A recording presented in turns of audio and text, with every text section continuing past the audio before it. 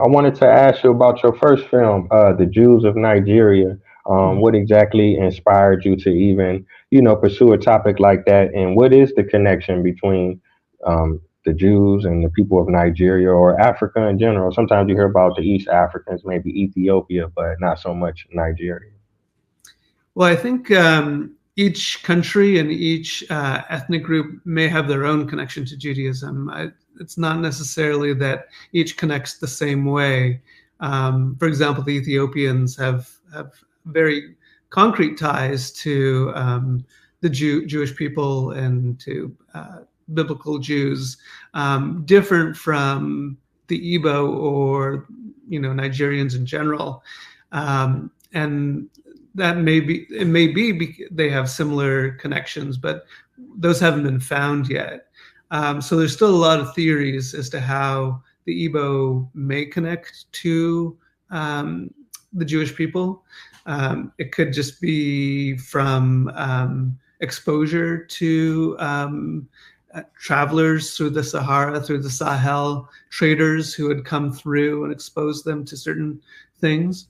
So it's hard to know exactly the exact origins. There's certain Igbo who believe that that the 10 lost tribes or 12 lost tribes are scattered and could have ended up in somewhere like Western Africa. So there's all sorts of different theories and possibilities. The thing that I thought was more interesting and more compelling was two things, basically. One is that the Igbo have a lot of similar cultural traditions and similarities in language between what the Igbos traditionally did and Jewish culture, like circumcision and certain eating and dietary requirements, restrictions, certain life cycle events, certain ways that women are asked to observe certain traditions during their menstrual cycle in Igbo culture, very similar to what very traditional Jewish people do. So there was all those similarities. But the most compelling thing I thought was that here is a group of people who are practicing Judaism unbeknownst to the rest of the world, really. And they're doing it with such compassion and with such conviction that who is anyone to deny someone from practicing Judaism or saying that they're Jewish when they're practicing with such conviction? And this is with very few resources. I don't know if it's the same is true in Ghana, but in Nigeria, I was told that it was very difficult to find Jewish items, that you can't just order things on Amazon, that credit cards aren't a thing, that basically you're limited to what's available in your area to purchase. So Jewish people like myself, often like pick and choose when we want to practice Judaism, when it's convenient, when it's available, when it's interesting. And here are people who are very, very devout, very, very religious, very, very committed to this whole idea of being a practicing Jew. And so therefore I wanted to sort of present that idea as like, okay, here is a people who are really committed to this practice and religion and continuing the traditions. And can we just accept them for who they are?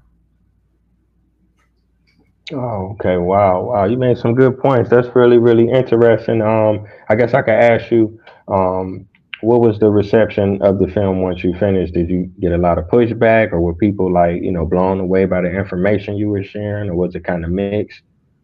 Yeah, I'd say it is mixed. I mean, I'm getting still to this day reactions from people who are like, "This is impossible. This is some sort of scam. This is some sort of wishful thinking, maybe."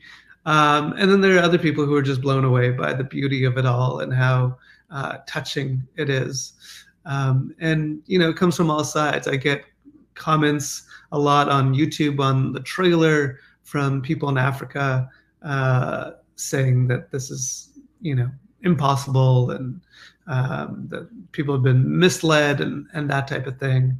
But I think the general consensus among most people who actually see the whole film is that there really is no denying that this exists, and saying that it's not true based on some sort of belief that you may have doesn't change anything.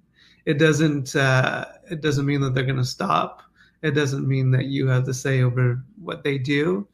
In the film, I sort of delve into like genetic testing and whether that would prove anything. And ultimately, I think one of the scholars in the film presents it the best way, and it's like, so what if they prove genetically yes or they prove genetically no? Again, it's not going to change who they are or what they're doing. So why even bother?